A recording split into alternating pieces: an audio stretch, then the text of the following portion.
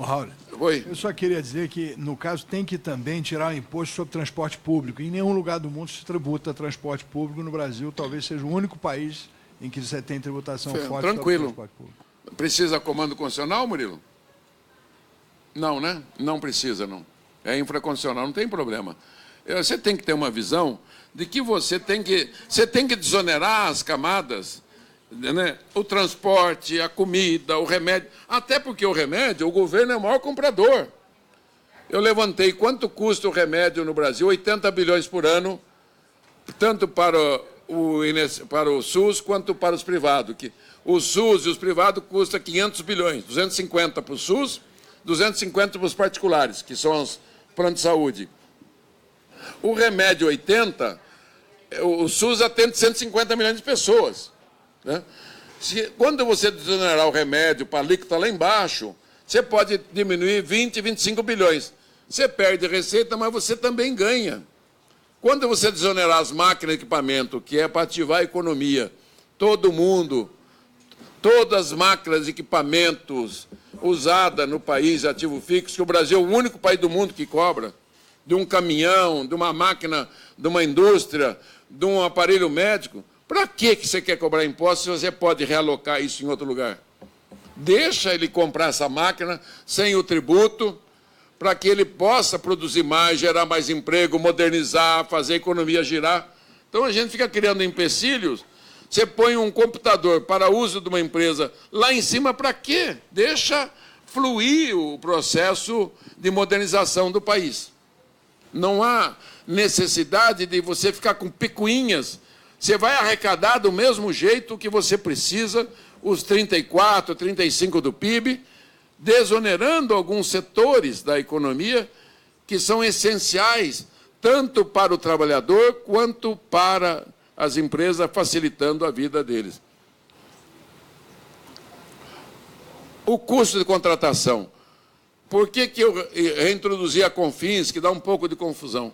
Ela, somente ela, é a grande ferramenta que poderá ajudar esse INSS brasileiro. Tem 30 milhões de aposentados e pensionistas e vai ter 60 milhões. Você quer ferramenta maravilhosa? Você tem o trabalhador rural que não tem contribuição definida. São 28 milhões de trabalhadores rurais ativos, porque o Brasil tem 9% do PIB dependente da agricultura in natura. A Europa só 2%, Estados Unidos 1%. Por isso que o europeu subsidia a agricultura, que é fácil de pagar 1%. O Brasil não tem como pagar 4%, 5% de subsídio, que é uma fortuna. Então, o máximo que o governo faz, financia. O trabalhador rural, ele é essencial para essa economia, então nós temos que pensar nele. Uma parte já está como empregado e empregador, porque a maioria dos produtores que realmente produzem no Brasil, ou são empresas, ou são pessoas físicas registradas, mas você tem um contingente enorme ainda da economia familiar e outros que não têm contribuição definida.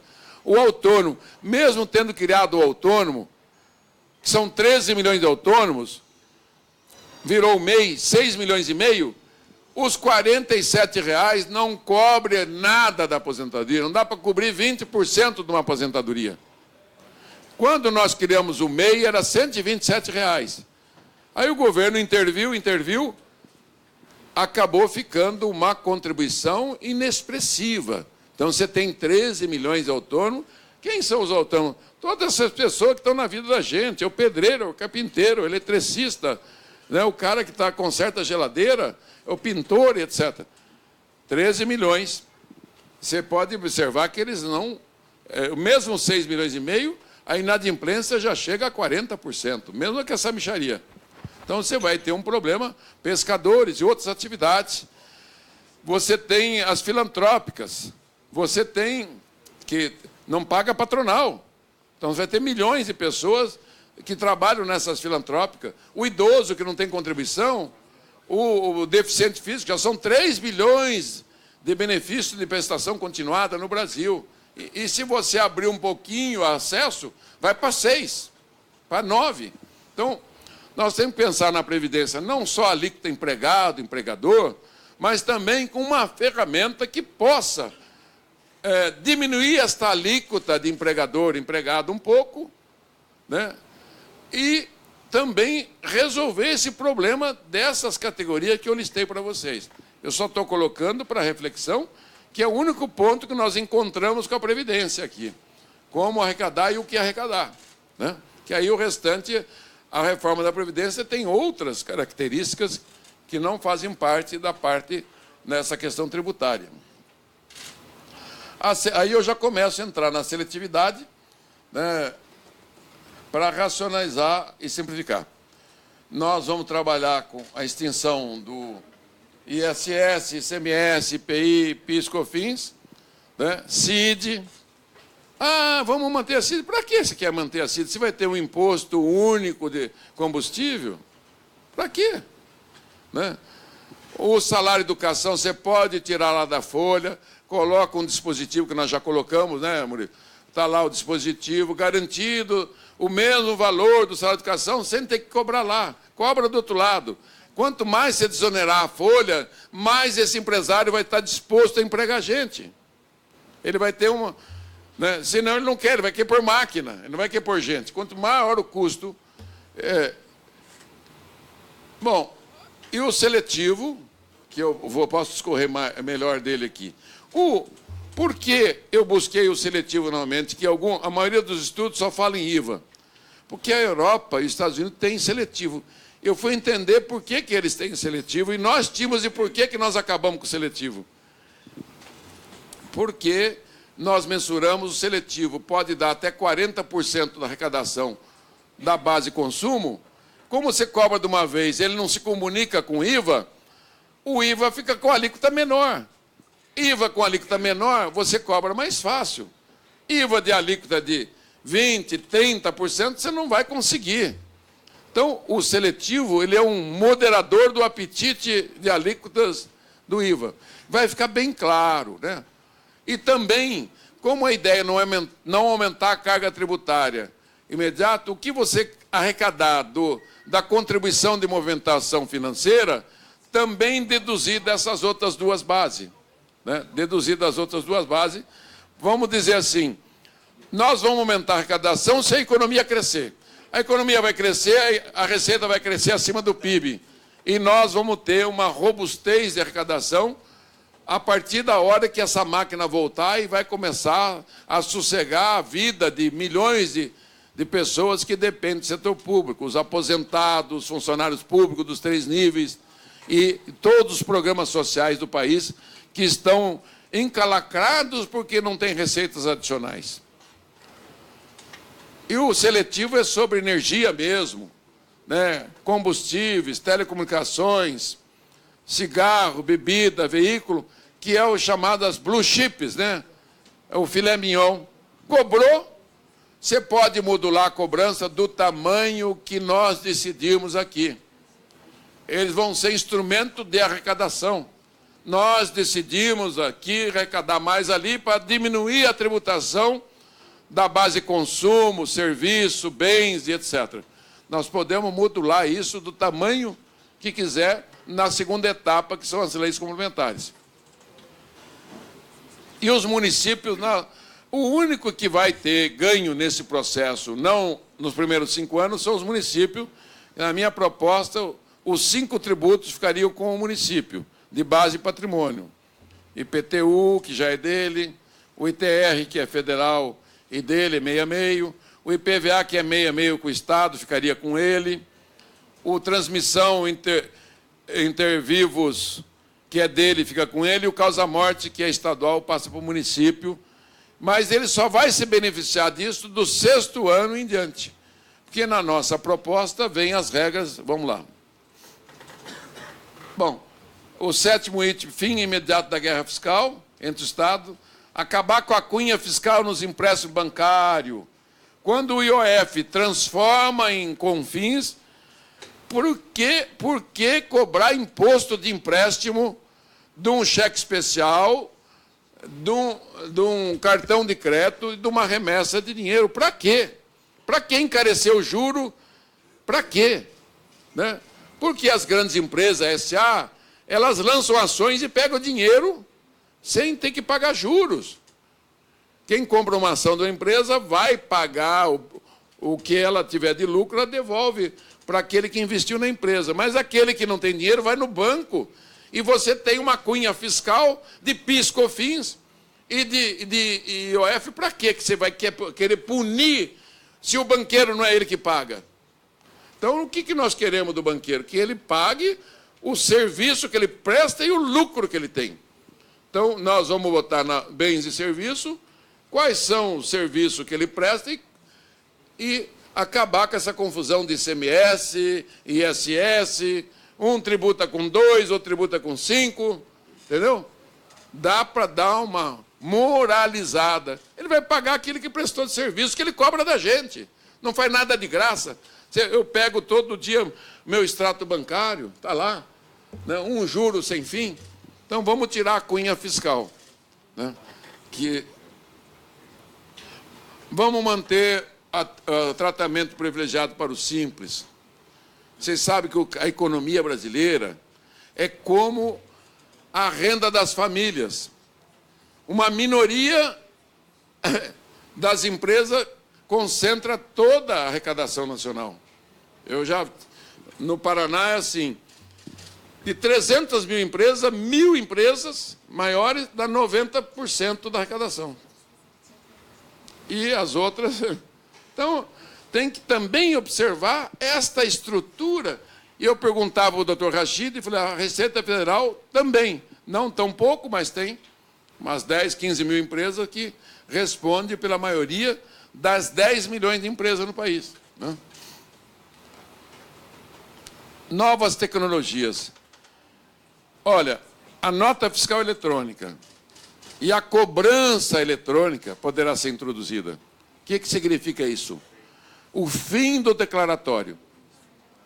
A nota eletrônica já é uma realidade. O Paraná, quando nós começamos a implantar novos computadores e software, processava 200 mil notas fiscais dia. Eu acabei de ver aqui no portal do Nota Paraná, que ele, inclusive, ele usa agora para as pessoas acessarem preço, 4 milhões de notas fiscais eletrônicas dia. Qual o subproduto disso? Você vai ter um controle nacional, a hora que juntar a nota fiscal federal, estadual, municipal, num IVA, num seletivo, né, o imposto de renda, você vai ter um controle absoluto. Na nota fiscal, você vai poder fazer uma lei das compras governamentais, vai ser em cima dos preços médios da nota eletrônica. Você não precisa fazer mais pregão, mais nada. Você vai ter 1 milhão de notas fiscais que vendeu copo. Qual é o preço médio desses copos nessa característica? Né? O Estado brasileiro, o Estado da Amazônia, alguns anos atrás, fez um programa, um amigo meu, que é auditor, já aposentou lá, eles tiveram economia de 37% nas compras com a introdução da compra em cima da nota eletrônica. Eu até levei ele para o Paraná, começamos a desenvolver um programa a respeito disso. Eu conheci há 30 dias, o senador Paulo Bauer me falou, atende o empresário que tem um software de cobrança. Eu falei, que será que é isso, né? De reforma tributária. Sentei com ele em Curitiba, ouvi ele uns 30, 40 minutos, fiquei 3 horas e meia.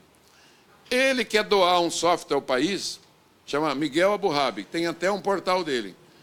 Ele quer dar, ele desenvolveu, para no IVA e no seletivo, fazer a cobrança no modelo americano. Falei, mas é mais complexo que o modelo americano, porque o americano é uma partida só. Você pagou, o dinheiro do cartão é 30 dias, ou é à vista, já vai o dinheiro do imposto para o fisco e o dinheiro do produto para a empresa. Se é 60 dias, 90 dias, todo mês desconta.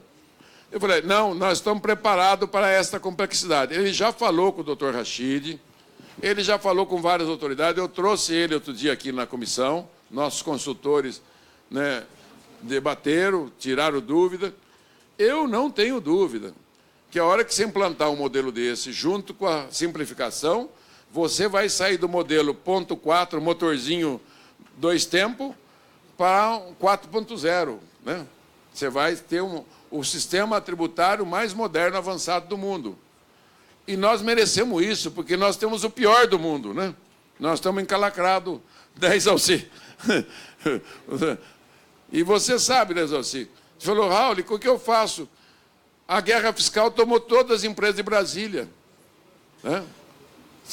Você discutindo. É porque a guerra é predadora e aqui o Ministério Público é federal, os outros são o Ministério Público estadual. Né? E você sabe que a guerra fiscal está condenada pelo Supremo. O Supremo já condenou. Só está dando um tempo para que o Congresso termine com a guerra fiscal e acabe com essa bagunça, que vai sobrar para todo mundo, se não pôr fim. O Estado do Rio decidiu agora, o tribunal, cortar todos os benefícios. Né? E você sabe que tem até condenações por causa disso. Então, a guerra fiscal, e isso tem no município, tem no Estado, e a União tem toda aquela situação de renúncias que nós estamos vivendo. Pode ir em frente. Pode ir. Os princípios são os mesmos, né? Crescimento econômico e neutralidade na competitividade da empresa. A empresa tem que ter neutralidade. Quem fabricar bolacha, quem fabricar carro, tem que ter o mesmo tributo. No Paraná, em Goiás, na Amazônia, não pode ter diferença. Senão você destrói a competitividade, igual nós destruímos. Aqui, alguns poucos sobrevivem, o resto quebra. O índice de mortalidade de empresa do Brasil é o maior do mundo. A pessoa está desempregada, ele vira empreendedor, ele quebra e nunca mais sai do buraco. É o empreendedorismo por necessidade, não por vocação. Então, criação de emprego. Eu não tenho dúvida, enxugou o sistema, vai voltar os empregos, vai recuperar os empregos, vai recuperar o salário, que só o movimento econômico vai dar a possibilidade de todos nós sobrevivermos. Estou incluindo todos, o Brasil inteiro e nós todos. E o Congresso também.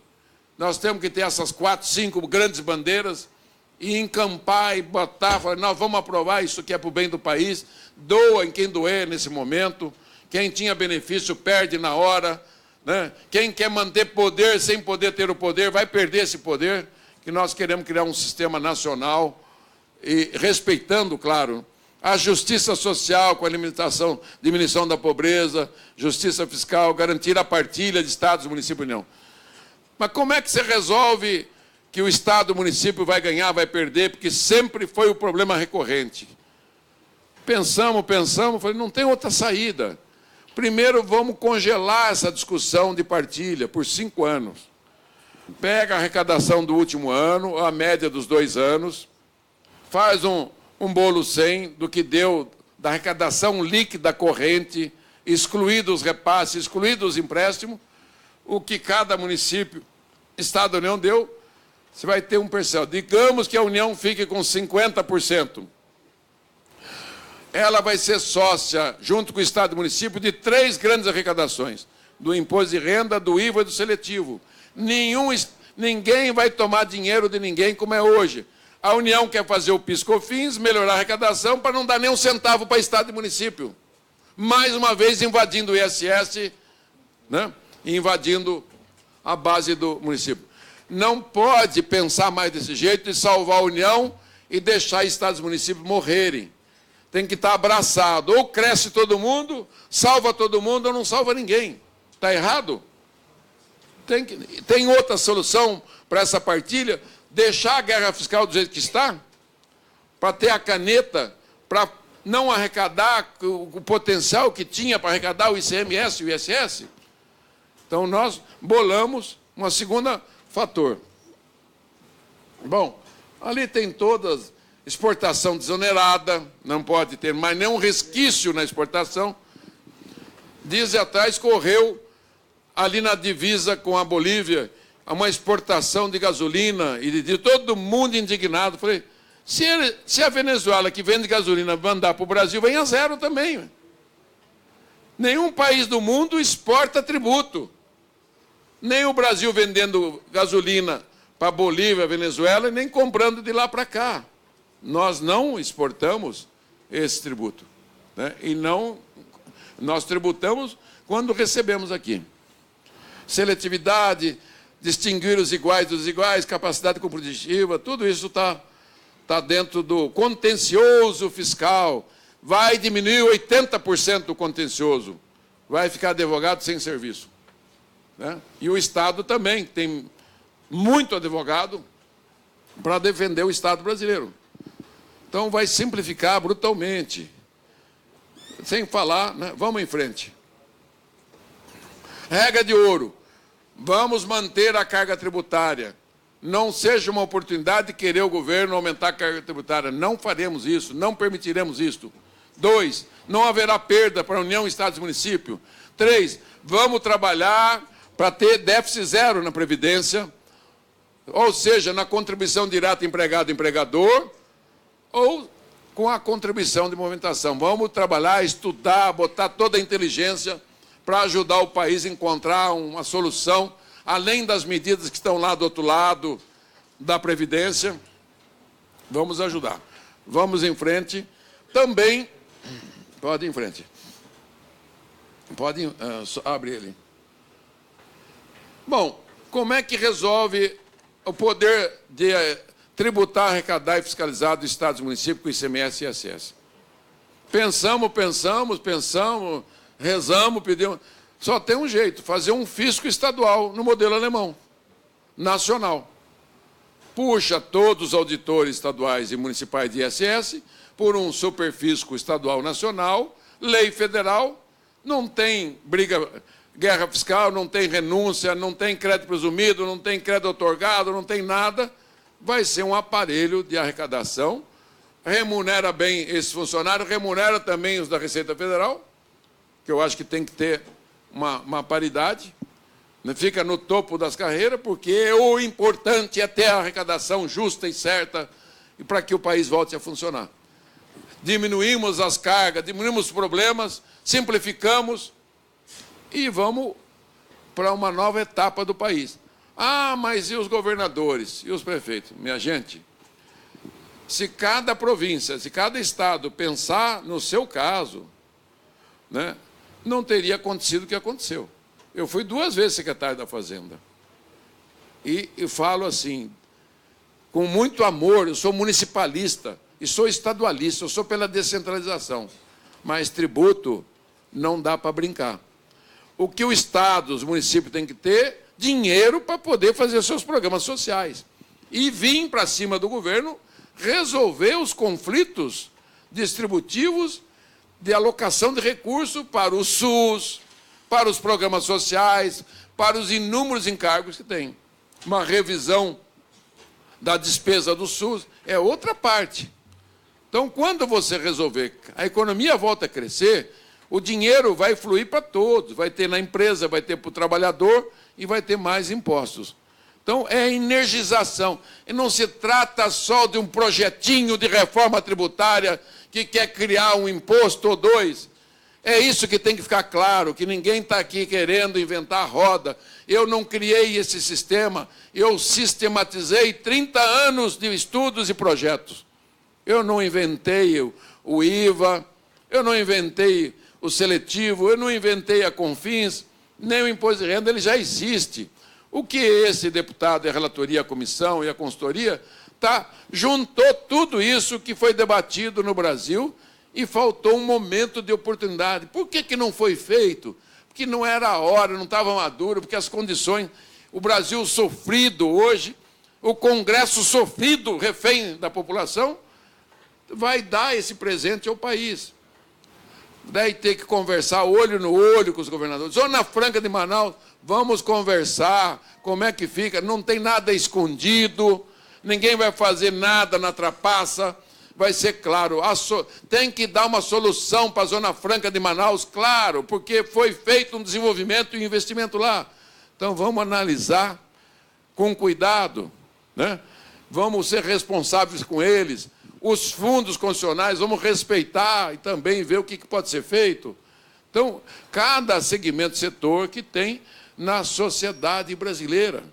Então, é a hora da gente realmente, né, fazer o grande encontro da nação. O sistema tributário, ele pode ser a convergência com o menor número de divergência, diferente da previdenciária, que é problemática, nós sabemos disso.